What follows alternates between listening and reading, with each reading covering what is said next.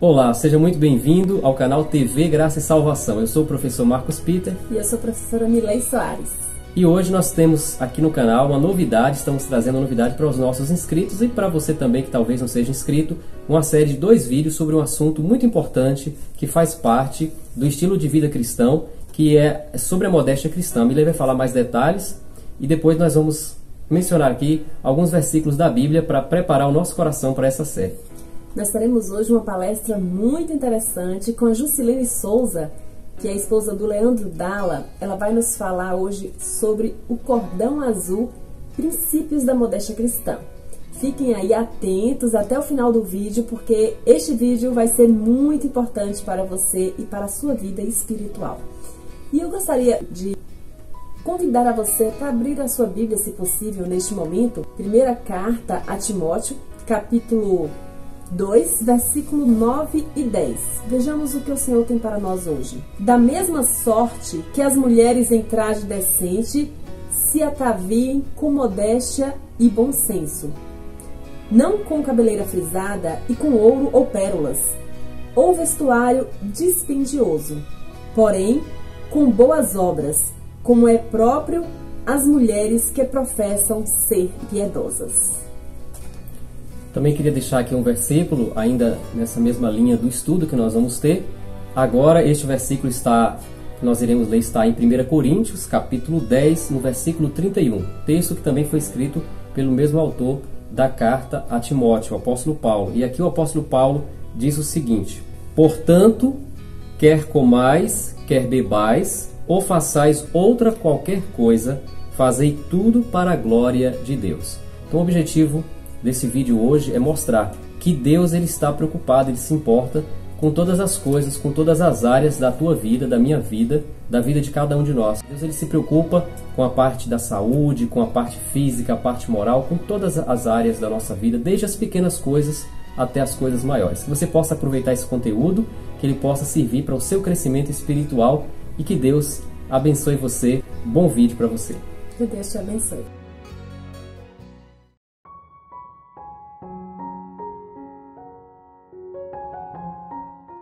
Sejam bem-vindos a mais um vídeo. Dessa vez, vamos tratar de um assunto bem delicado que já faz um bom tempo senti o chamado do Espírito para estudar e falar sobre isso. Há alguns anos eu venho lutando com Deus, estudando, orando, chorando, adiando, pesquisando, mas finalmente entendi que o momento para compartilhar o assunto havia chegado e aqui estamos nós. Sabem, eu cresci na Igreja Adventista do Sétimo Dia, mas por muitos anos não compreendia as verdades que Deus nos deixou através da Bíblia e do Espírito de profecia. Não compreendia a relação entre a graça e a obediência. Não entendia em sua plenitude que meu amor por Jesus deveria ser expresso também em obras e não somente em palavras. Quando realmente eu compreendi isso, comecei a buscar mudanças em minha vida. Percebi que deveria viver de uma forma peculiar, diferente do mundo, e para isso procurei investigar as instruções de Deus para o estilo de vida do povo remanescente dos últimos dias, descritos em detalhes na Bíblia e no Espírito de profecia. Gradativamente, fui fazendo as reformas necessárias, uma de cada vez, conforme o Senhor me mostrava. Até que um dia eu me deparei com textos sobre a reforma do vestuário. Para mim foi chocante e eu resisti por muito tempo a estudar e colocar em prática. Mas vi que não seria coerente da minha parte escolher onde e quando obedecer a Deus.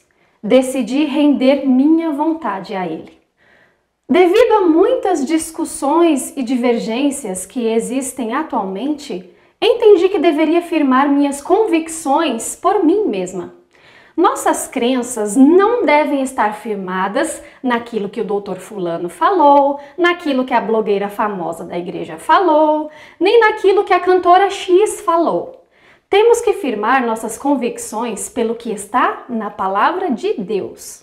Como adventistas do sétimo dia, acreditamos no dom profético de Ellen White e de que ela foi usada por Deus para instruir sua igreja nos últimos dias, detalhando as orientações bíblicas para o nosso tempo.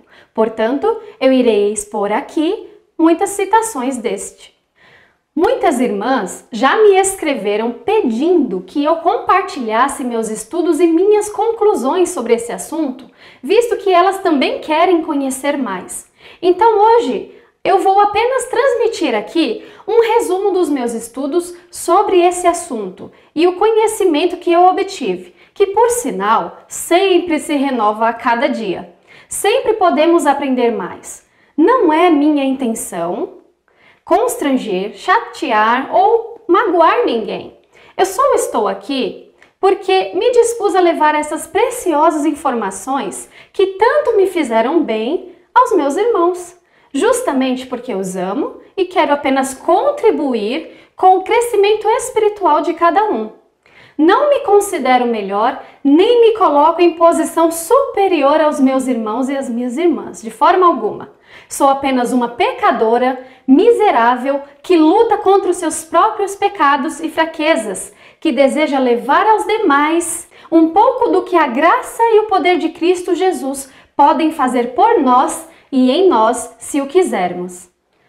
O meu objetivo não é a controvérsia, irmãos. Desejo somente glorificar o Senhor Jesus e estimular o seu povo ao amor e às boas obras. Mas visto que a controvérsia nesse assunto é inevitável, seguirei essa diretriz: que imponhamos sobre nós mesmos uma norma rígida e sejamos tolerantes e amorosos com os irmãos. Faço das palavras de Samuel Bolton as minhas. Veja o que ele diz. Meu principal objetivo é convencer o discernimento e não irritar as afeições, para que não preste serviço ao pecado enquanto procuro fomentar a graça, e não desperte as corrupções dos homens enquanto me esforço para levá-los à santidade, e assim corra inutilmente. O meu desejo sincero é este: que o Deus da verdade torne evidente ao coração aquilo que for óbvio aos olhos e que Ele dê aos meus leitores e a mim mesmo discernimento correto para que sejamos capazes de distinguir as coisas que fazem diferença. Então, irmãos, eu não estou aqui para ditar regras, nem obrigar ninguém a segui-las, nem fazer do assunto do vestuário o ponto principal da nossa religião. Vou apenas transmitir os conselhos e orientações do nosso Pai que eu aprendi em Sua palavra. Quero despertar a outros, assim como eu também fui despertada um dia. Não é sobre pode ou não pode. É sobre um pai de amor que quer proteger seus filhos. É sobre como honrar o nosso Deus também com nossa aparência e sobre como o processo de santificação nos transforma de dentro para fora e de fora para dentro. O que você fará com as informações que recebeu? Isso é entre você e Deus. A decisão é individual. Devemos sempre nos perguntar: Pai, o uso desse artigo te honra ao máximo que posso? Deus é nosso Pai, e se o consideramos assim, se somos seus filhos, iremos também aceitar suas orientações, suas repreensões e conselhos que são para o nosso bem. Creio que só estamos seguros baseando nossas escolhas e ações pela palavra de Deus. Nossa condição decaída tem obscurecido nossa percepção de certo e errado, tornando necessário que o nosso Pai de amor nos instrua com respeito à sua vontade. Mas que fique claro que a aceitação desses princípios e normas que irei expor aqui não presta nenhuma contribuição particular à nossa salvação. Nosso cristianismo deve estar centralizado na pessoa e obra de Jesus Cristo. A morte sacrificial de Cristo é o único meio de acesso a Deus e somente por meio dele somos aceitos por nosso Pai Celeste e a nossa obediência não tem nenhum mérito diante de Deus. Precisamos estar cientes disso. Tenhamos a consciência de que a genuína obediência é apenas uma expressão humilde de gratidão e amor para com Deus. Devemos nos lembrar sempre que toda e qualquer reforma que fizermos deve ser motivada pelo amor a Jesus e por gratidão ao que Ele fez por nós. Obedecemos porque o amamos e não para sermos melhores do que ninguém ou para ficar criticando as pessoas que agem diferente por não conhecerem ou não aceitarem essa mensagem. Não é dever de nenhum ser humano convencer e obrigar ninguém a nada. Aplique a mensagem à sua vida. Quando tiver a oportunidade de testemunhar, faça-o com amor e sabedoria. Se você tem a crítica e a condenação como hábito, sugiro que foque na mudança do seu coração primeiro e depois você vem e assiste essa palestra. Combinado? Mas, falando em regras, sabemos que muitos lugares, como tribunais de justiça, fóruns, empresas e até muitas profissões, adotam critérios de vestuário no código de ética que rege suas normas. Em muitos desses lugares, você não entra se estiver vestido de qualquer maneira. Nossa igreja, porém, não proíbe ninguém de entrar, mas apenas orienta seus membros de acordo com o que está na Bíblia e nos testemunhos. Triste é ver como obedecemos prontamente a seres humanos, mas não obedecemos a Deus. Quero convidar você a estudar esse assunto e firmar suas convicções por si mesmo. Essa palestra é apenas um incentivo para que você também estude mais. Vamos começar, irmãos, falando sobre a cultura. A cultura, ela é um guia seguro? Já ouvi muitas vezes a afirmação de que o assunto do vestuário, adornos e pinturas não é uma questão bíblica, mas apenas uma questão cultural. Se a cultura local aprova, se é um costume comum, não há problema algum em adotarmos também. Particularmente, eu creio que essa afirmação é muito perigosa e totalmente infundada. Acaso a cultura é um guia seguro para basearmos nosso estilo de vida, decisões e ações? Por exemplo, existem práticas culturais adotadas por povos indígenas. Quando uma criança nasce com deficiência física, ela é abandonada para morrer ou é assassinada. Em outras culturas, há o canibalismo, por exemplo, costume de matar pessoas para comer. Também existem aquelas culturas onde as pessoas andam praticamente nuas, com suas partes íntimas à mostra. Em nosso país, o carnaval faz parte dos costumes culturais. Todo ano tem, né? Então vamos pôr fantasias e dançar carnaval? Outras práticas como a fornicação, a poligamia, também são adotadas e são comuns em muitos povos. Então pergunto, novamente, a cultura realmente é um guia confiável? Para todos os professos filhos de Deus, seguidores de Cristo Jesus, o guia mais importante adotado para dirigir suas vidas deve ser a Palavra de Deus. O Senhor Jesus disse: ainda que o céu e a terra passem, as minhas palavras não passarão. Então, se um determinado costume fere os princípios eternos, devemos descartá-lo. Caso contrário, podemos adotar. Vejamos como a palavra de Deus confirma o que estamos dizendo. Não fareis como fazem na terra do Egito, nem fareis como fazem na terra de Canaã, nem andareis nos seus costumes. Levítico 18:3. E não andareis nos costumes das nações que eu lanço diante de vós. Levítico 20:23. O Espírito de profecia diz o seguinte: Ele é o autor de toda a beleza, e unicamente ao nos conformarmos com seus ideais, havemos de aproximar-nos da verdadeira norma de beleza. Então, devemos nos conformar aos ideais de Deus e não do mundo, até mesmo no que se refere aos padrões de vestuário e aparência pessoal. Entendemos que o Evangelho deve transformar a cultura naquilo em que esta diverge da palavra de Deus e não o contrário. Não é a cultura que deve nos moldar, mas o Evangelho. Se eu pregasse o Evangelho para um povo que tem a nudez e o canibalismo por costume, eu sinceramente iria ensiná-los a pararem de matar pessoas para comerem e também os ensinaria a cobrirem sua nudez. o princípio divino de cobrir o corpo precisa ser adotado tanto quanto o não matarás.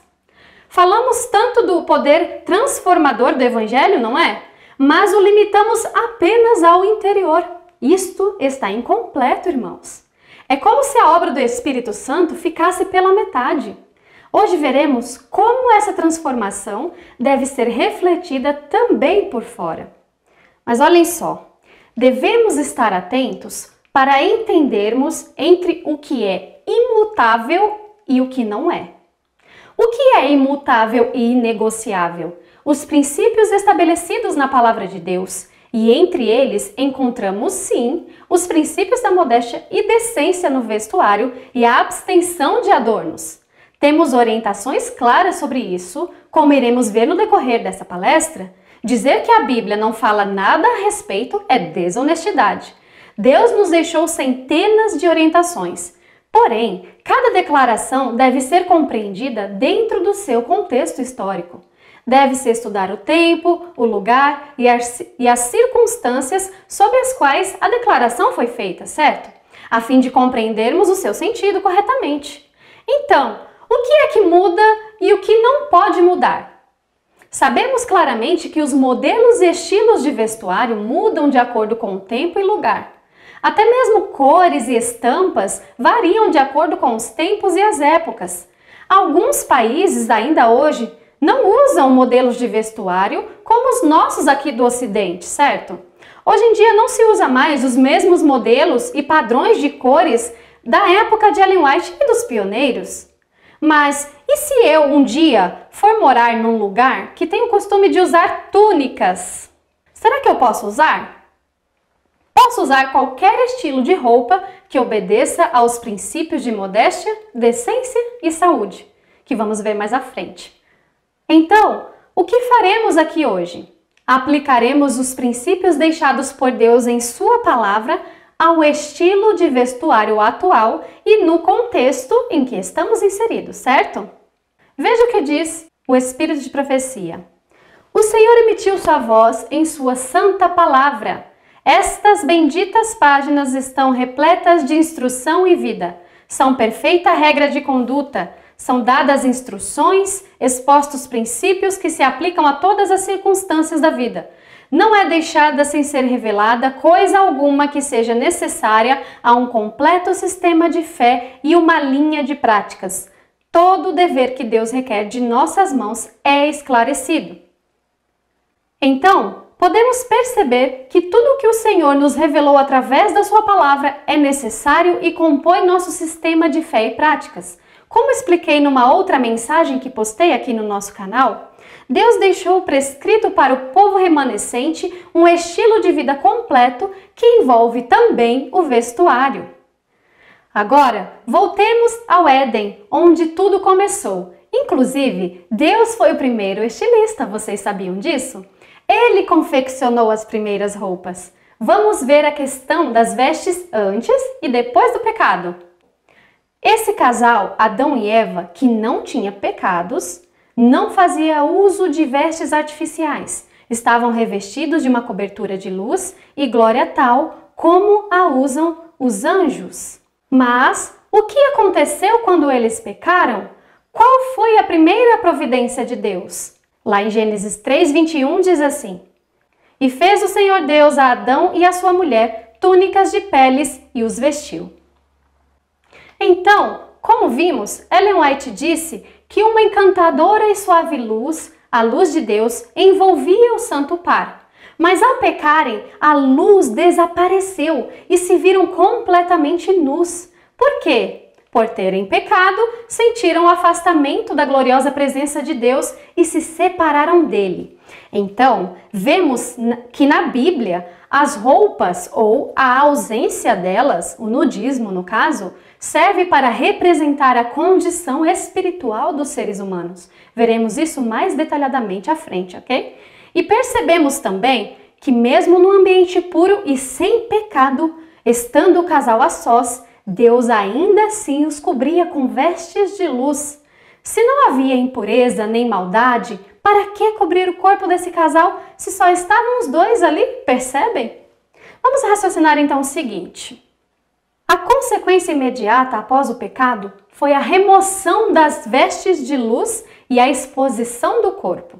Se a exposição do corpo fosse algo natural para eles, por que tiveram vergonha e se cobriram? Vi um pastor evangélico comentando sobre isso, dizendo que Ellen White é uma falsa profetisa e contradiz a Bíblia, visto que esta diz que eles estavam nus e Ellen diz que eles eram cobertos por vestes de luz. Ora, se eles estavam acostumados a andar nus, por que a vergonha, certo? Óbvio que quando a Bíblia diz nus, quer se referir à ausência de roupas como hoje conhecemos, de tecido. Portanto, o fato de terem se envergonhado e buscado providenciar algo imediatamente prova que seus corpos eram cobertos e não estavam acostumados com a falta dessa cobertura.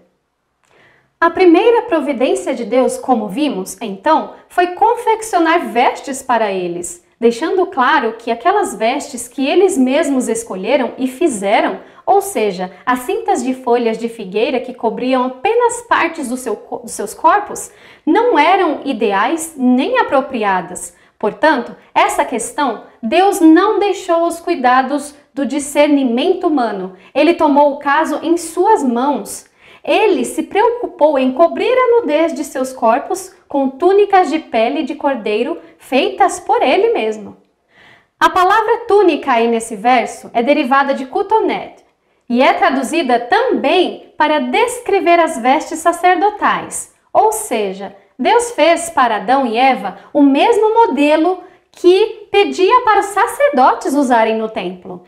Todas as fontes que descrevem a cotonete concordam que ela cobria o corpo desde pelo menos o pescoço até os joelhos, às vezes alcançava a panturrilha ou ia até os pés e tinham também mangas.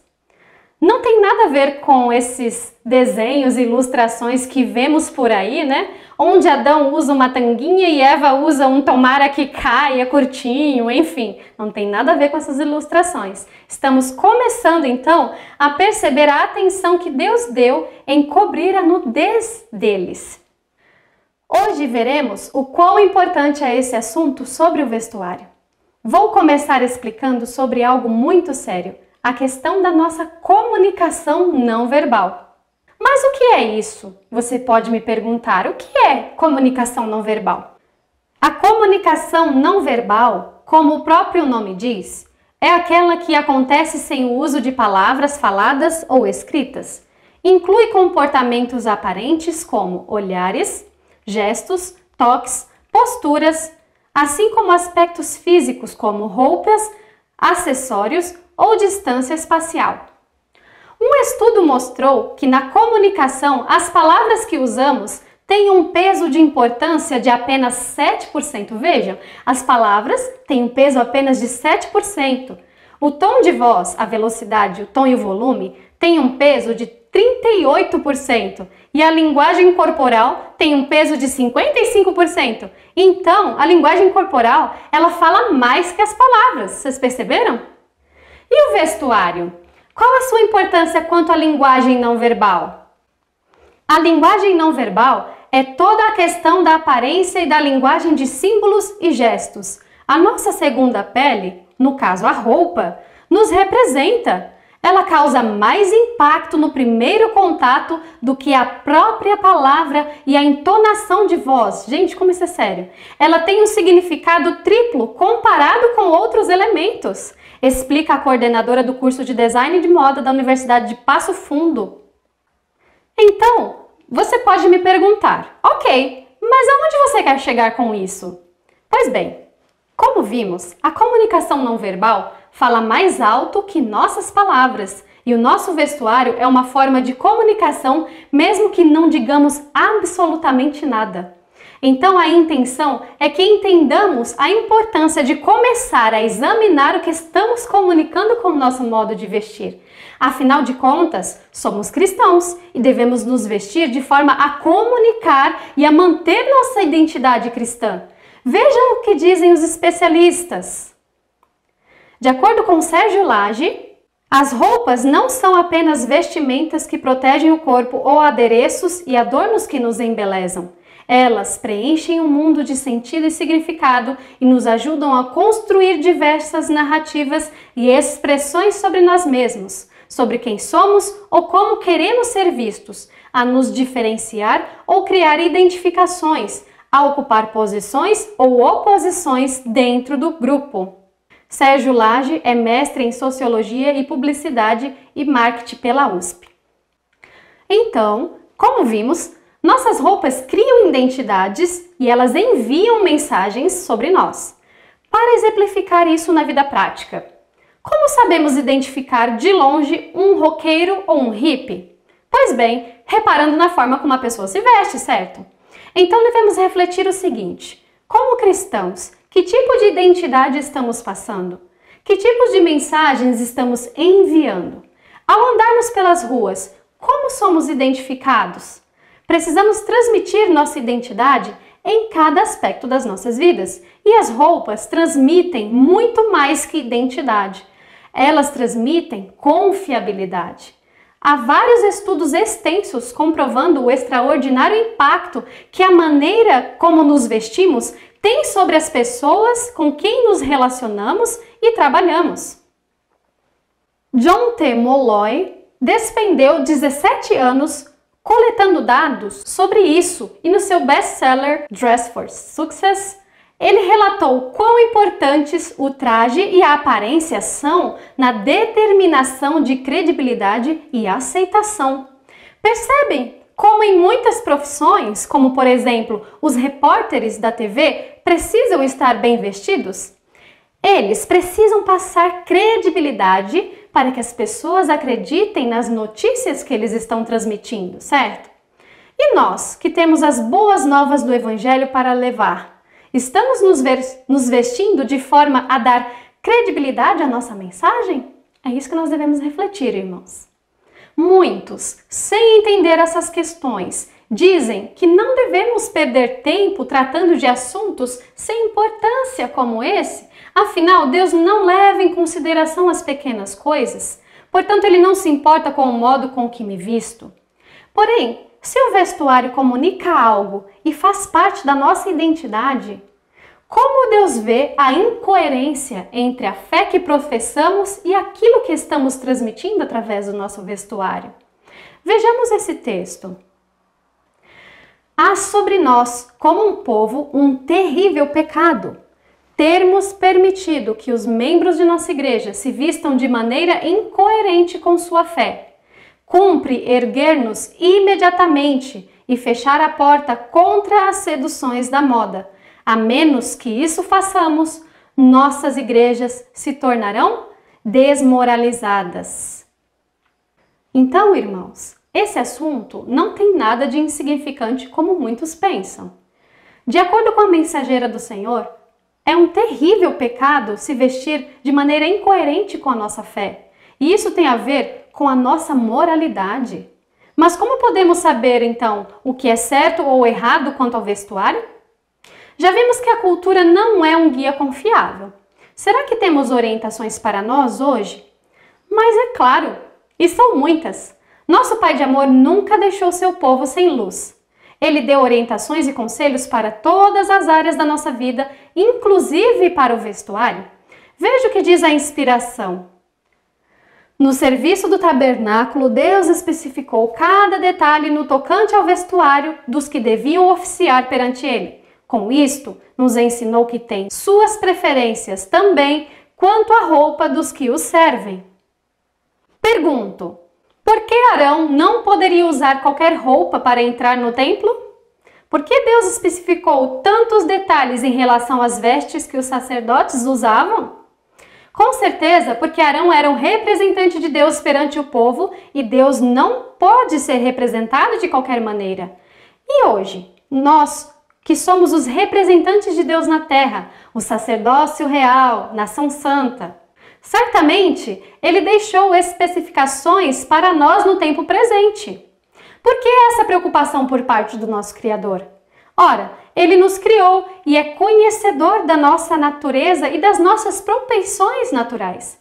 Ele sabe que somos transformados por aquilo que contemplamos, que consumimos e usamos. Então fica a pergunta: O que as pessoas que nos contemplam veem? Que tipo de testemunho damos a elas? Vejam que solene alerta para nós. Muitas almas convencidas da verdade têm sido levadas a decidir-se contra ela, por causa do orgulho e do amor ao mundo manifestado por nossas irmãs. Mal sabiam aquelas professas irmãs crentes o sermão que seu vestuário estava pregando. Nossas palavras, ações, vestidos são pregadores vivos e diários, juntando com Cristo ou espalhando. Isto não é coisa insignificante. A questão do vestuário exige séria reflexão e muito orar. Aqui, Ellen White confirma que as nossas roupas também comunicam algo e são verdadeiros sermões. Elas falam por nós. Vejam quão grande é nossa responsabilidade. O nosso vestuário pode ser um testemunho para o bem ou para o mal, para a salvação ou perdição de alguém, queiramos ou não. Embora não percebamos, o nosso vestuário carrega uma mensagem, é um testemunho que damos sem palavras. Vimos até aqui a importância que o vestuário possui e que ele tem a ver até com a nossa identidade, com o nosso testemunho. Porém, ele tem significados ainda mais profundos e muito amplos. Aqui veremos algumas analogias na Bíblia onde as vestes representam o caráter. Veremos o quanto estão intimamente ligados. Zacarias 3, 3 e 4. Josué, vestido de vestes sujas, estava diante do anjo. E a Josué disse: Eis que tenho feito com que passe de ti a tua iniquidade e te vestirei de vestes finas. Então aí está representando a mudança de caráter que houve em Josué. Em Apocalipse 7, 9, também diz o seguinte: Depois destas coisas olhei, e eis aqui uma multidão que estavam diante do trono e perante o Cordeiro, trajando vestes brancas e com palmas nas suas mãos. As vestes brancas também simbolizam a mudança de caráter.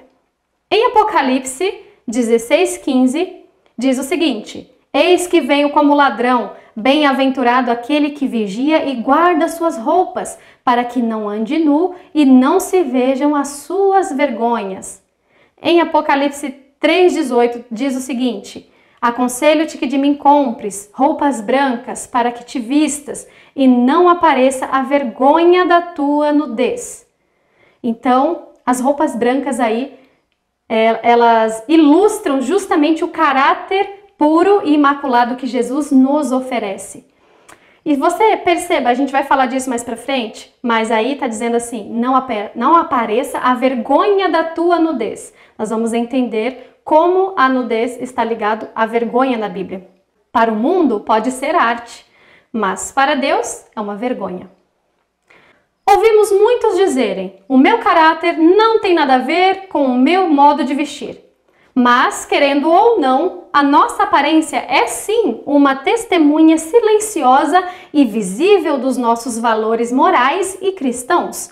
Todas as nossas expressões externas são motivadas por valores internos. E como seguidores de Cristo, devemos ponderar sobre a melhor maneira de transmitir esses valores e de representar o caráter de Jesus. Veja o que diz o Espírito de Profecia. O caráter de uma pessoa é julgado pelo aspecto de seu vestuário. Um gosto apurado, um espírito cultivado, revelar-se-ão na escolha de ornamentos simples e apropriados. E a Bíblia diz assim: Portanto, quer comais, quer bebais, ou façais qualquer outra coisa, fazei tudo para a glória de Deus.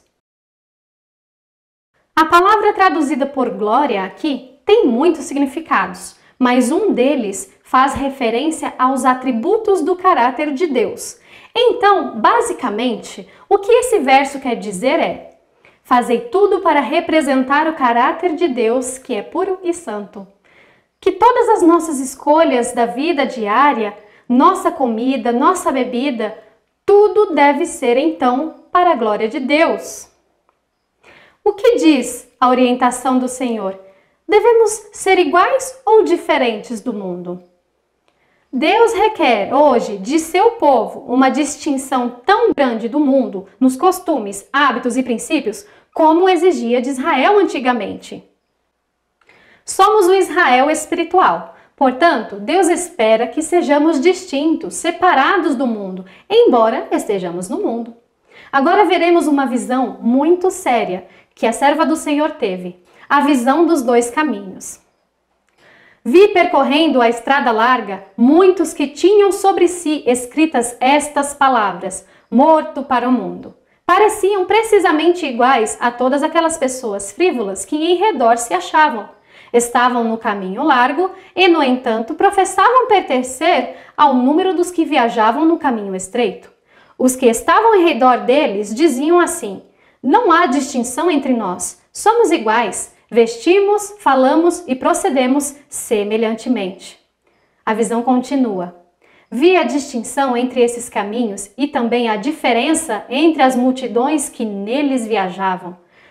Os caminhos são opostos. Um é largo e suave, o outro estreito e acidentado. Semelhantemente, as duas multidões que o percorrem são opostas no caráter, na vida, no vestuário e na conversa. Então, irmãos, a serva do Senhor teve aqui uma visão. Alguns percorriam a estrada larga, crendo que estavam no caminho estreito. Professavam ser cristãos, professavam ser mortos para o mundo, professavam aguardar a volta de Jesus, mas estavam trilhando o caminho largo, rumo à perdição. Que grave isso! Pois os seus hábitos e costumes eram iguais aos do mundo. Se somos iguais ao mundo, o que nos faz pensar que seremos salvos e o mundo não? Vejam que tamanho perigo corremos. E a Bíblia diz mais: e não sede conformados com este mundo, mas sede transformados pela renovação do vosso entendimento, para que experimenteis qual seja a boa, agradável e perfeita vontade de Deus. Romanos 12:12. Muitos usam esse verso para justificar o fato de que devemos aderir às modas do mundo, já que devemos renovar as nossas mentes e que isso significa seguir a modernidade. Mas o que esse verso realmente quer dizer? O que significa não se conformar com o mundo? Nesse texto, encontramos duas palavras muito importantes: metanoia e metamorfose, que são de origem grega. A primeira indica a mudança de mente, que é a renovação do entendimento a qual Paulo se refere. A segunda significa mudança de forma. Conformar e transformar são duas atitudes em relação à forma exterior, àquilo que se pode ver.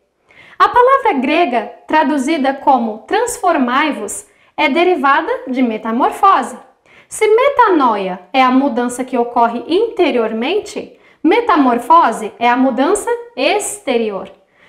A segunda não faz sentido sem a primeira, mas a primeira sozinha é incompleta. Podemos ver isso exemplificado na vida de uma borboleta.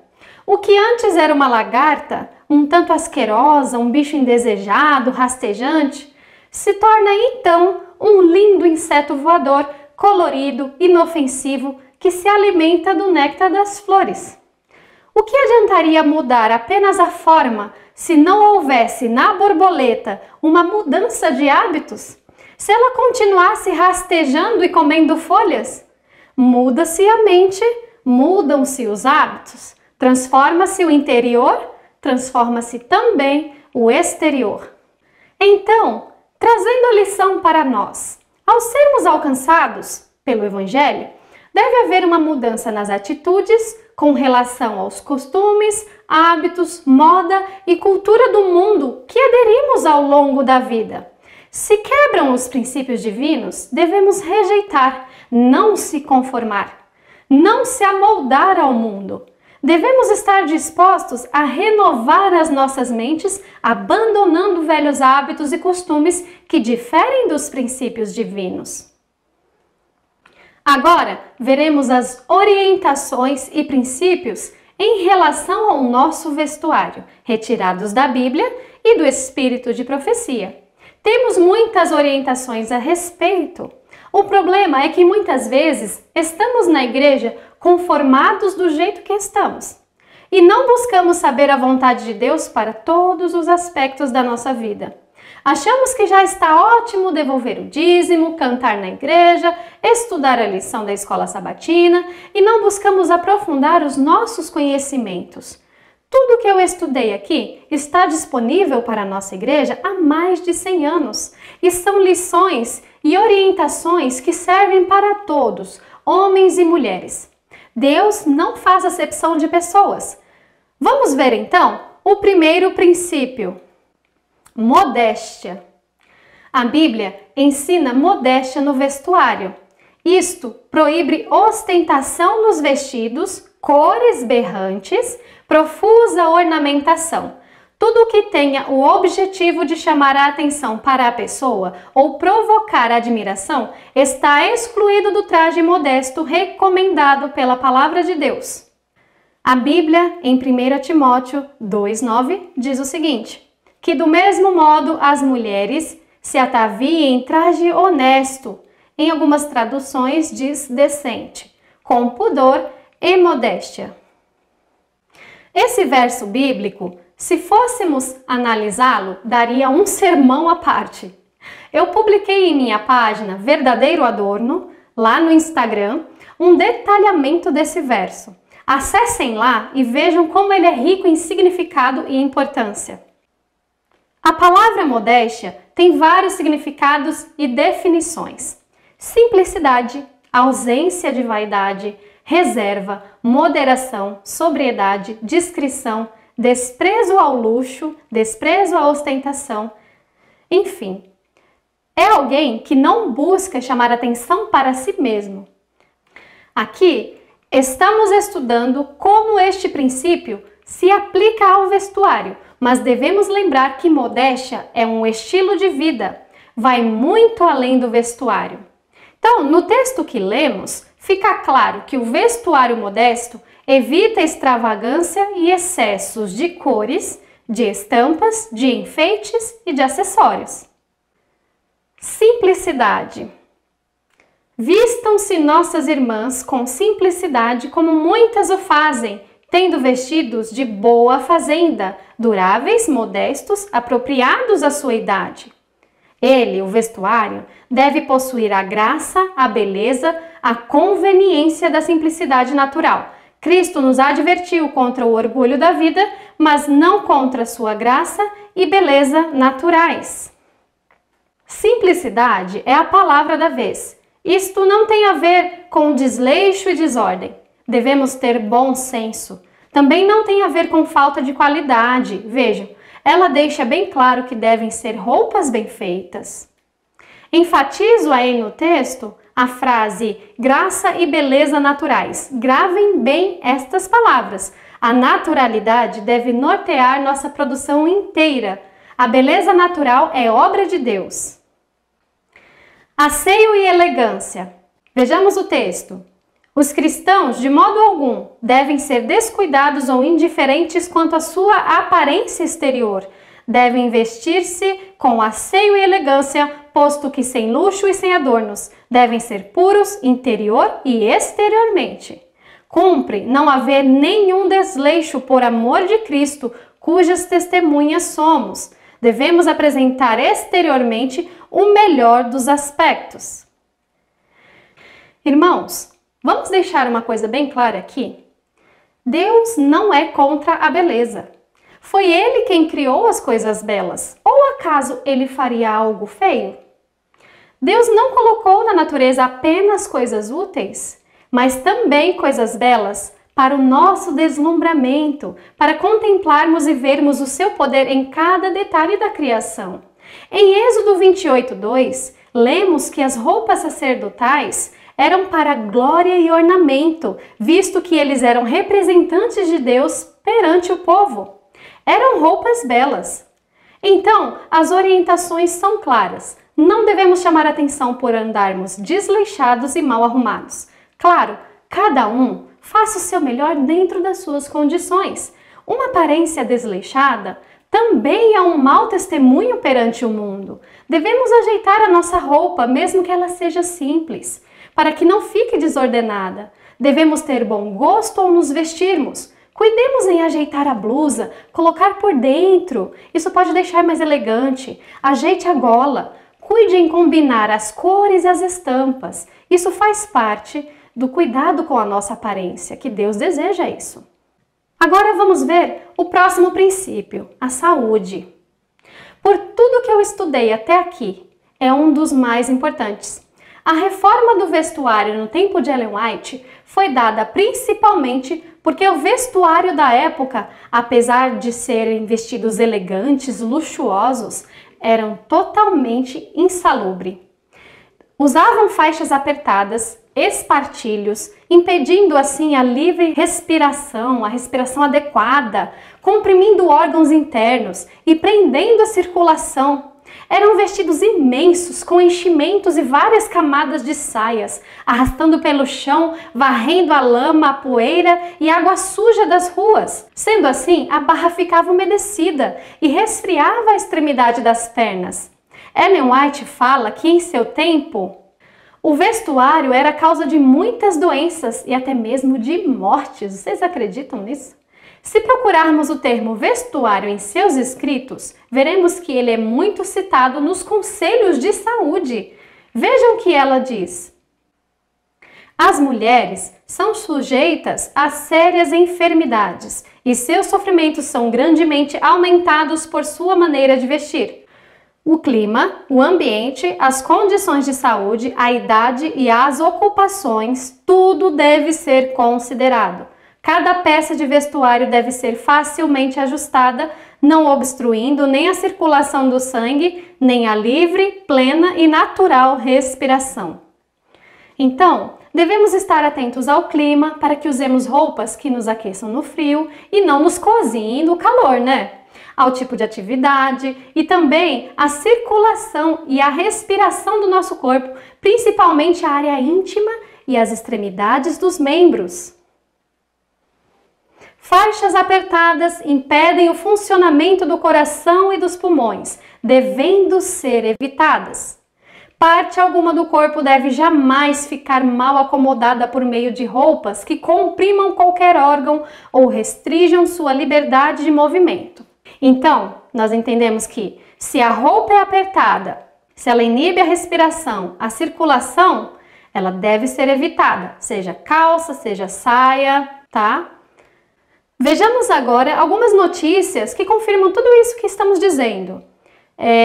De certos problemas que têm sido causados por roupas inadequadas. Olha essa daí. Homens que aderiram a esses modelos de calças apertadas têm sofrido com infecções urinárias e problemas na região íntima. Se os homens estão assim, imagine as mulheres. Olha mais essa reportagem aí. Mulher jovem sofreu com uma infecção urinária terrível por causa de suas calças jeans. Olha esse outro caso. Neste caso aqui, a mulher estava ajudando um parente que estava de mudança. Ela precisou ficar muito tempo agachada.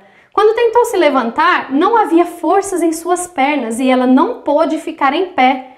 Foi parar no hospital. Suas pernas incharam de tal forma que precisaram cortar suas calças para tirá-las. Ela ficou dias sem andar por causa das calças skinny, pois comprometeu sua circulação de tal forma que ela não pôde caminhar. Agora, olhem essa reportagem aí do site Bem-Estar. Aí deixa claro que o uso de calças justas favorecem a ocorrência de infecções, de corrimentos e do fungo cândida. Agora vejam que interessante, a campanha dessa ginecologista. O nome da campanha dela se chama Saia com Saia. Essa ginecologista descobriu, depois de estudos e pesquisas, analisando os hábitos de suas pacientes, que muitos dos problemas ginecológicos comuns nas mulheres são devidos ao abafamento, à falta de ventilação e consequente aumento da temperatura na região íntima, causado principalmente por calças jeans. Ela concluiu que devemos usar saias para haver uma maior ventilação, prevenindo assim diversas doenças. Agora, vejamos a próxima orientação que nós encontramos tanto na Bíblia quanto no espírito de profecia. E nesse tópico em especial, irmãos, eu vou precisar me demorar um pouquinho mais, porque eu preciso fundamentar muito bem a minha argumentação. Eu apenas vou mostrar o que está escrito e vou colocar aqui as minhas conclusões, ok?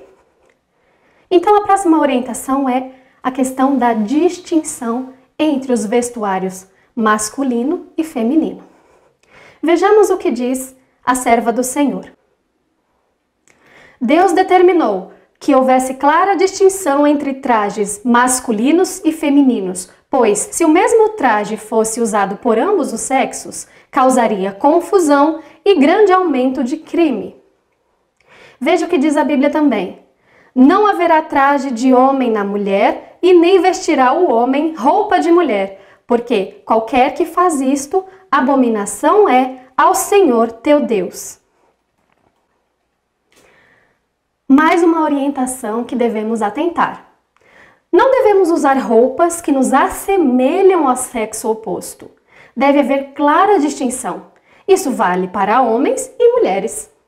Deus deixou isso muito claro em Deuteronômio 22:5.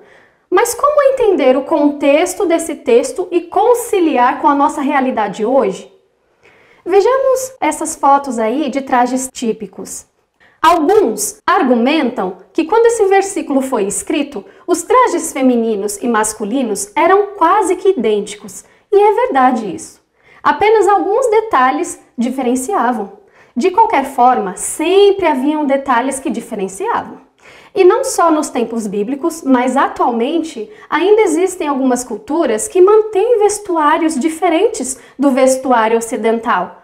No Oriente Médio, por exemplo, ainda hoje, mulheres e homens usam túnicas. Então, como podemos aplicar esse princípio ao nosso tempo?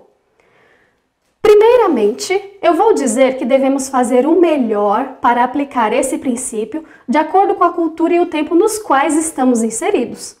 Para obedecer aos princípios que estamos estudando aqui, não precisamos nos mudar de país ou vestir com modelos lá de 1860. Também não podemos chegar aos nossos irmãos lá do Oriente Médio e obrigá-los a usar o nosso traje ocidental, certo? Também não podemos usar como padrão o vestuário de outras culturas e países. Sinceramente, eu creio que Deus, em sua onisciência, viu que teria mais motivos para se preocupar com o nosso estilo de vestuário ocidental do que com o estilo dos nossos irmãos que usam túnicas, né? Já que o deles é extremamente decente e não fere os dois mais importantes princípios, que é a decência e saúde. Segundo, se formos estudar a história do vestuário na nossa cultura ocidental, veremos que o uso da calça só foi introduzido no vestuário feminino após o movimento feminista. E esse movimento buscou atuar logo no início, modificando o vestuário e buscando introduzir a moda sem gênero, ou moda unissex, como conhecemos, né? Deem uma olhada nos sites que tratam desses fatos históricos e vejam como eles dizem claramente como essa mudança no vestuário contribuiu para subverter a distinção de gêneros. Foi na década de 1850 que Elizabeth Miller começou a revolução no vestuário. Sua prima era Elizabeth Stanton, feminista de primeira onda, que junto com a sua amiga Amélia Bloomer vestiram uma roupa similar. Esse novo estilo foi amplamente divulgado por Amélia Bloomer, vindo a ser chamado como traje Bloomer ou traje americano. Antes disso, os vestuários feminino e masculino eram bem distintos. Alguns pregam contra o feminismo, expõem os seus erros e ideias absurdas, mas adotam muitos dos seus ideais sem perceberem. Esquecem de verificar como esse movimento atuou também contra a distinção de gêneros no vestuário. Vejam aí o slide com o traje americano. Sabemos o quanto a irmã White reprovou o traje americano adotado pelas mulheres em geral e por irmãs da igreja logo após o movimento feminista, pelo fato de que esse traje masculinizava extremamente a figura feminina, visto que os modelos usados tinham modelagem masculina e assim removia a diferença entre homens e mulheres. Isso está em Mensagens Escolhidas, volume 2, página 477. Leiam o capítulo inteiro, tá? Vocês verão que ela reprovou o traje inteiro, não somente uma peça. Há ainda outra moda de vestido que é adotado por uma classe de pessoas chamadas reformadoras do vestuário. Imitam o sexo oposto o mais possível. Usam casquete, que é um tipo de boné, calças, colete, casaco e botas, sendo esta a peça mais sensata do traje. Vi que a ordem de Deus foi invertida e suas orientações especiais menosprezadas por aqueles que adotam o traje americano. Minha atenção foi chamada para o seguinte verso: não haverá traje de homem na mulher e não vestirá o homem veste de mulher, porque qualquer que faz isso, abominação é ao Senhor teu Deus. Deuteronômio 22:5. Deus não deseja que seu povo adote essa pretensa reforma do vestuário. Trata-se de um vestuário ousado, completamente inadequado às modestas e humildes seguidoras de Cristo. Então, irmãos, como vimos, ela disse, usam casquete, que é o tipo de boné, como eu falei, calças, colete, casaco e botas. Ela condenou o traje inteiro por masculinizar a figura feminina, visto que eram artigos do vestuário masculino. Essas mulheres queriam se vestir e se parecer como homem mesmo. Inclusive, ela cita as botas, mas não condenou o uso desta em modelagem feminina, certo? Então, compreendi que em nenhum momento ela condenou o uso só das calças, mas depois ela instruiu quanto ao uso de calças, como e para que usá-las, o que veremos a seguir. Vejam o que ela diz. No tempo frio, devem usar ceroulas quentes de flanela ou algodão, que podem ser metidas dentro das meias. Sobre elas, devem vestir calças forradas, quentes, que podem ser amplas, juntadas e abotoadas em volta do tornozelo, ou mais justas junto aos pés e chegar aos sapatos. Seu vestido deve ficar abaixo do joelho. Com esse estilo de vestuário, uma saia leve ou no máximo duas, é o que basta, e estas devem ser abotoadas na blusa. Há apenas uma mulher dentre 1000 que agasalha seus membros como deveria. Seja qual for o comprimento do vestido, devem as mulheres vestir seus membros tão cabalmente como os homens. Isso se pode fazer usando calças forradas terminadas num cadarço preso aos tornozelos, ou calças amplas, estreitando para os pés, e estas devem ser bastante compridas para ir até os sapatos. Os membros e pés assim vestidos são protegidos contra a corrente de ar. Se as pernas e os pés são mantidos confortáveis com agasalho quente, a circulação será uniforme e o sangue permanecerá sadio e puro, porque não é esfriado nem impedido em sua passagem natural através do organismo. O pastor Loughborough nos ajuda como aplicar esses conselhos ao nosso tempo. Olha o que ele diz. Não foi dito que as mulheres devem vestir seus tornozelos na forma aqui descrita, mas que isso poderia ser feito dessa maneira. Se o mesmo objetivo é atingido de alguma outra maneira, como acontece com anáguas compridas e calças justas de malha, isso estaria em perfeita harmonia com este testemunho. Eu super recomendo, viu, a leitura desse livro aí. É maravilhoso. Então, nós vimos as citações de Ellen White aconselhando quanto ao uso de calças por baixo da saia para meninas e mulheres em atividades e trabalhos ao ar livre e em condições de clima frio, né? Para agasalhar bem as pernas. Inclusive, ela até incentivava a terem bom gosto na combinação das cores das saias e vestidos com as calças por baixo. Então vemos que ela incentivou o uso da calça por baixo dos vestidos para certas atividades e clima frio. E essa calça não era como as calças masculinas, ok? Devemos lembrar que o inverno na América do Norte é bem mais rigoroso que aqui. Além do mais, existem atividades que não podem ser realizadas somente de saia, pois podem representar um risco à saúde ou expor o corpo da mulher. Por isso, Deus nos deixou essa orientação. Sendo assim, vejo que apesar de Ellen White aconselhar o uso da calça para situações e clima específico, não de uso contínuo e frequente, ela sempre o fez indicando o uso desta por baixo da saia ou do vestido. A minha pergunta é, por que sempre por baixo da saia e do vestido? Por que não só a calça?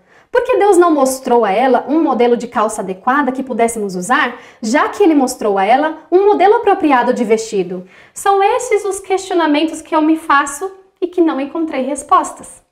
Não encontrei nenhum texto aconselhando as mulheres a usar calças sem ser por baixo da saia do vestido. Simples assim. Se alguém encontrar, irmãos, alguma situação que aconselhe o uso de forma diferente, por favor, me mostre. Eu tô pedindo sinceramente, pode me mostrar. De repente tem alguma citação em inglês que eu não conheça, que eu não tenha lido, porque tem muito material de Ellen White que nós ainda não temos acesso, está tudo em inglês, não foi traduzido, enfim. É muita coisa pra gente conhecer, né? Então, se alguém conhecer alguma citação, sinceramente, eu tô pedindo que pode me mandar, é sério. Porque a gente tem que estar disposto e aberto a aprender mais, não é? Eu não tenho medo de voltar atrás mediante a palavra revelada. Então, por não haver no espírito de profecia uma orientação mais específica em relação ao uso apenas da calça, na dúvida, eu não ultrapasso. Mas essa foi uma decisão minha, ok? Sei que minha realidade é diferente da realidade de outras mulheres e não estou aqui me colocando como consciência de ninguém, irmãos. Isso tem que ficar muito claro. Essa decisão foi tomada mediante muita oração, vocês não têm ideia. E essa decisão é muito pessoal.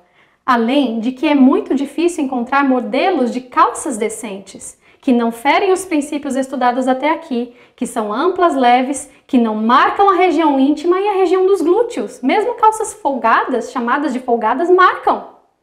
Na orientação que Deus nos deixou para o nosso tempo e para o nosso padrão de vestuário, eu só encontro sanção para o uso de calça por baixo da saia, como nós vimos.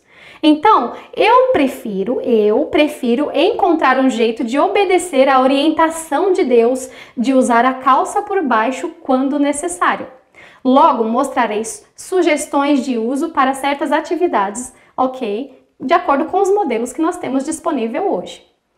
Além de que, em nossa cultura ocidental, uma mulher vestida com saia decente é muito mais facilmente identificada como cristã. Veja o slide e avalie por vocês mesmos. Qual look identifica mais uma mulher cristã? Dá uma olhadinha aí. Uma imagem fala mais que 1000 palavras, não é? Então, eu faço aqui um apelo para que deixemos de aplicar o costume de outras épocas, tempos e culturas a nós e sigamos as orientações que Deus deixou para o nosso tempo presente no espírito de profecia. Não para o tempo de Jesus ou de Moisés. Ah, mas no tempo de Jesus ele se vestia assim, assim. Ah, mas no tempo de Moisés ele se vestia assim, assim. Não, irmãos. Vamos aplicar as orientações que Deus deixou para o nosso tempo, ponto. Lembrando sempre que as orientações de Deus não devem ser tratadas como self-service, onde eu me sirvo apenas do que me convém. Ou somos fiéis a tudo, ou seremos considerados infiéis. Sabe, irmãos, eu resolvi me demorar mais nesses tópicos da distinção e da saúde. Sabemos que Deus é justo. Ele é sábio e conhece a realidade e necessidade de cada filho dele. Sabemos que nosso mundo está de cabeça para baixo e existem mulheres que enfrentam situações as quais desconhecemos e nem imaginamos. E é fato que muitas delas precisam trabalhar. Essas mulheres precisam exercer profissões para ajudar ou até mesmo assumir o sustento de seus lares. Conheço mulheres que trabalham como pedreiras, como engenheiras, subindo em andaimes, irmãs que trabalham em hospitais como enfermeiras, fisioterapeutas, precisam erguer pacientes, agachar. Umas são apicultoras, lidam com abelhas ferozes. Algumas trabalham em fábricas perto de máquinas cheias de engrenagens. Outras trabalham como faxineiras. E para que essas profissões sejam exercidas com segurança, na maior parte delas é obrigatório que esses profissionais usem o EPI. O que é o EPI? Equipamento de proteção individual, do qual o uniforme faz parte, é obrigatório. Eu conheci a história de uma irmã que trabalha como agente de endemias. Ela sobe em lajes para verificar caixas d'água, calhas, se agacha para verificar fossas. Sabe, muitas dessas irmãs, ao entenderem essas verdades, relatam suas experiências para nós e ficam desesperadas.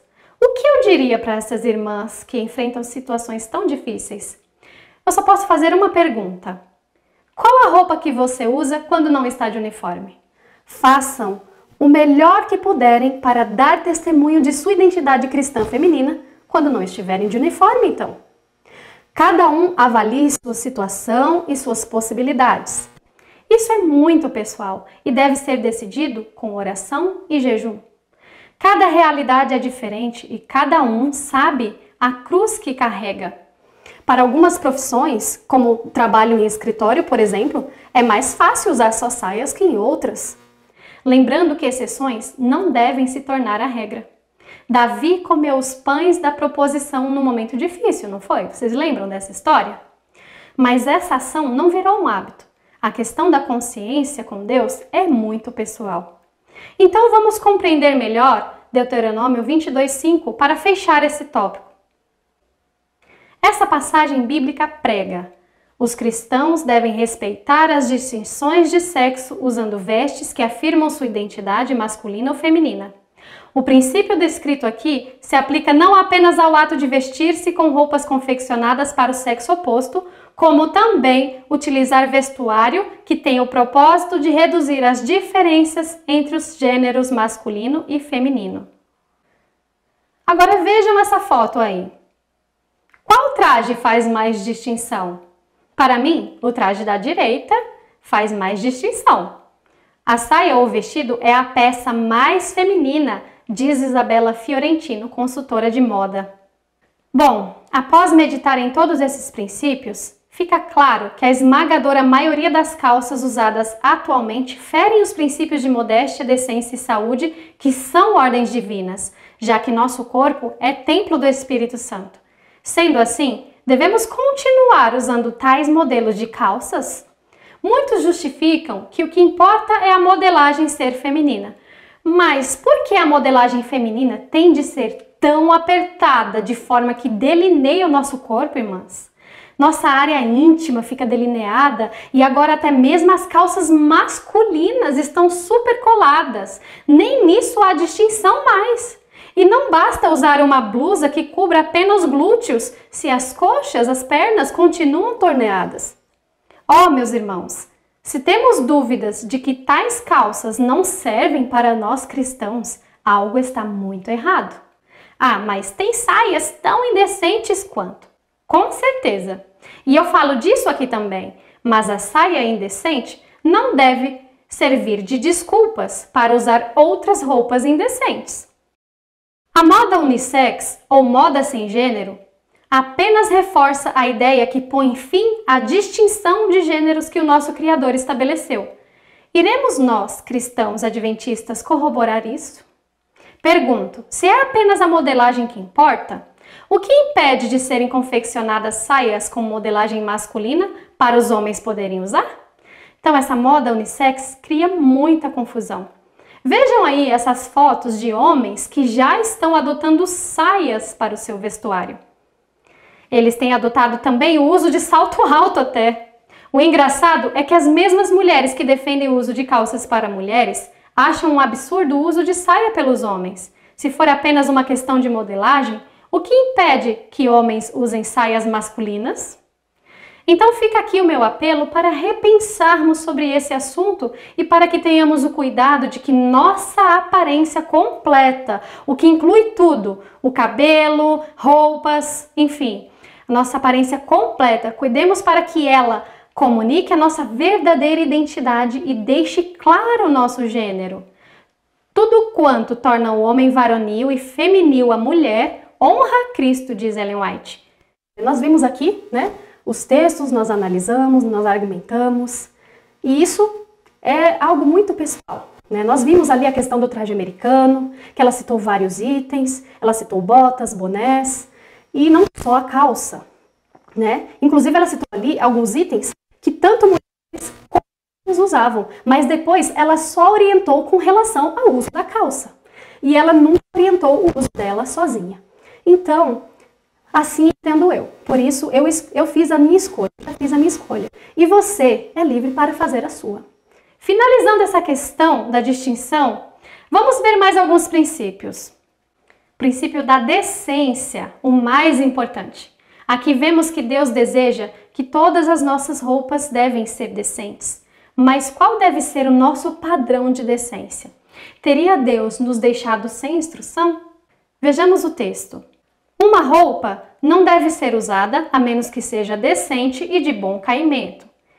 Voltando ao nosso texto de 1 Timóteo 2,9, a Bíblia diz assim, que do mesmo modo as mulheres se ataviem em traje honesto, com pudor e modéstia. A palavra ataviem significa enfeitar, ou seja, devemos sim nos arrumar, ataviar, mas com pudor e simplicidade, sem procurar atrair a glória que é devida a Deus para nós. Como disse anteriormente, Deus ama a beleza, ordem e bom gosto. Eu já citei anteriormente, mas dá uma passadinha lá na nossa página Verdadeiro Adorno, que eu fiz um estudo aprofundado desse verso aí de 1 Timóteo 2,9. O que é pudor? Sentimento de vergonha, timidez, mal-estar causado por qualquer coisa capaz de ferir a decência, a modéstia, a inocência. Então devemos entender que qualquer roupa, qualquer traje que atraia olhares para as regiões eróticas do nosso corpo, que apele à sensualidade e a ser sexy, não pode satisfazer as exigências bíblicas da decência. Há um padrão de decência deixado por Deus. Ele nos deu especificações claras até mesmo em relação ao comprimento das nossas roupas, já que para o mundo não há padrões de decência e mostrar o corpo é bem aceitável. Olha só esse conselho que o Senhor nos deixou quanto ao comprimento das nossas roupas. Minhas visões pretendiam corrigir a moda atual, os vestidos longos demais que se arrastam pelo chão, bem como os vestidos curtos demais que chegam à altura dos joelhos e que são usados por certos grupos. Foi-me mostrado que devemos evitar ambos os extremos. Vejam, não é para que fiquemos constrangidos, mas apenas para que saibamos que o Senhor nos deixou um padrão para que não tivéssemos dúvidas. Pode quantos centímetros acima do joelho? Quantos centímetros abaixo? De qualquer forma, não precisamos de uma régua para ficar medindo o comprimento. Peraí, deixa eu ver quantos centímetros tem. Não é para a gente fazer isso, não há necessidade disso. Percebem o quanto Deus é bom? Ele apenas nos pede para que evitemos os extremos, não deixa subir demais, não deixa arrastar no chão. E aí a gente procura o meio termo para a nossa própria proteção, para que o nosso corpo não se exponha ao nos movimentarmos. É exatamente para nos dar liberdade. Comprido demais, fica arrastando, sujando a barra, tem que ficar levantando ao subir escadas para não pisar e não tropeçar. Curto demais, tem que ficar puxando, ajustando, tampando daqui, tampando dali e segura quando venta. Se faz um movimento, já mostra o que não é devido, pronto, é um caos. E fora, que ainda não entendi por que fazemos questão de mostrar os joelhos. Nem bonitos eles são. Vejamos aqui uma visão dada a Ellen White em relação à reforma do vestuário. Precisamos nos lembrar de que as orientações dadas se referem aos princípios que devemos adotar. Óbvio que ao dar a ela as visões, Deus iria mostrar os modelos conforme a época, certo? Ela não entenderia nada se ele mostrasse as roupas de hoje. Os modelos são da época dela, mas podemos aplicar as orientações aos modelos atuais. Ela relata o seguinte, segundo a visão que Deus lhe deu. Passaram diante de mim 3 grupos de mulheres, com seus vestidos das maneiras que se seguem, no tocante ao comprimento. O primeiro era do comprimento segundo a moda, sobrecarregando os membros, impedindo o passo, varrendo a rua e juntando a sujeira, do qual declarei plenamente os maus resultados. Essa classe, serva da moda, parecia fraca e doentia. Então, esse primeiro que foi mostrado a ela em visão era segundo a moda da época. O vestuário da segunda classe que passou diante de mim era em muitos aspectos como devia ser. Os membros estavam bem vestidos, achavam-se livres das cargas que a tirania da moda impusera à primeira classe. Fora, porém, a um extremo de curteza que desgostara e suscitara preconceitos às pessoas boas, destruindo em grande medida sua própria influência. Esse não chega à altura dos joelhos. Não preciso dizer que esse estilo me foi mostrado como sendo demasiado curto. Algumas mulheres que estavam adotando esse vestuário da reforma feminista usavam, às vezes, alguns casacos que iam à metade da coxa. Então, ela também pode estar se referindo a esse extremo de curteza. Uma terceira classe passou diante de mim com semblantes animados e passo desembaraçado e lépido. Seu vestuário era do comprimento que descrevi como apropriado, modesto e saudável. Estava umas poucas polegadas acima da sujeira da rua e do passeio, e de acordo com todas as situações, como subir ou descer degraus, etc. Então, vemos aqui nesse traje os princípios que devemos adotar para o nosso vestuário atual. Deus é um Pai sensacional, não é? Deu-nos orientações para nos vestirmos de forma confortável, saudável, que nos dá liberdade de movimento. Quando adotamos o comprimento que chega em torno do meio da canela, não precisamos nos preocupar ao subir e descer escadas, ao nos sentar, ao cruzar ou afastar as pernas, agachar, se curvar, enfim, temos muito conforto e liberdade. Novamente, o pastor Loughborough nos ajuda a compreender melhor esse conselho. O comprimento desse vestido foi apresentado como um tamanho intermediário recomendável entre o vestido com cauda e o traje americano. Não foi dito que todas devem usá-lo, porque a própria irmã White disse que não era um padrão, não tinha que ficar medindo com reguinha, não. Não foi dito que todas devem usá-lo, mas que não devem seguir um curso que destrua sua influência, causando repulsa nas pessoas às quais deviam ajudar. Então, irmãos, após estudarmos todas essas orientações, todos esses princípios que o Senhor nos deixou em sua palavra, nos deixou no Espírito de Profecia, veremos o que devemos evitar para que possamos honrar a nossa filiação divina e deixar clara a nossa identidade cristã. Mary Quant, a criadora da mini saia, já havia dito que seu objetivo era vestir as mulheres de tal maneira que os homens sintam vontade de arrancar a cobertura delas. Vejam que horror, irmãos! Então devemos nos lembrar que as intenções de muitos estilistas não eram nada parecidas com os princípios divinos de pudor, pureza e modéstia. O ideal é que nossas roupas cubram bem os nossos corpos. Cuidemos com decotes que expõem o colo excessivamente, roupas sem manga, roupas curtas ou compridas que tenham fendas que mostram demais conforme nos movimentamos. Cuidemos com as transparências. Já já nós vamos ver o que os profissionais da área de moda falam sobre isso. Vejam mais essas fotos aí. Cuidemos com essas fendas, cortes, pedaços à mostra. Cuidemos com roupas justas demais, irmãos. As chamadas roupas embaladas a vácuo, né? Elas expõem a forma, as curvas do nosso corpo. Olha, vou te dizer, existem certas lojas de moda evangélica, chega mais perto, de evangelho não tem nada, viu? Agora, veja essas fotos aí, dentro da casa de Deus. Quanta falta de decência e reverência há em nosso vestuário. Ellen White diz que Deus muitas vezes vira o rosto e não aceita nossos cultos por conta da irreverência manifestada no traje e nas maneiras. Infelizmente, roupas que não se usavam dentro do templo são usadas hoje. Como diz a Bíblia, a sensualidade exposta é característica da ausência do Espírito Santo. Vou citar aqui palavras de algumas escritoras seculares na área de moda.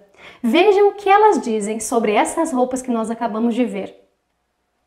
Alison Lurie, autora do livro The Language of Clothes, observou que alguns escritores modernos acreditam que o ocultamento deliberado de certas partes do corpo surgiu não como um meio de desestimular o interesse sexual, e sim como um recurso sagaz para despertar tal interesse.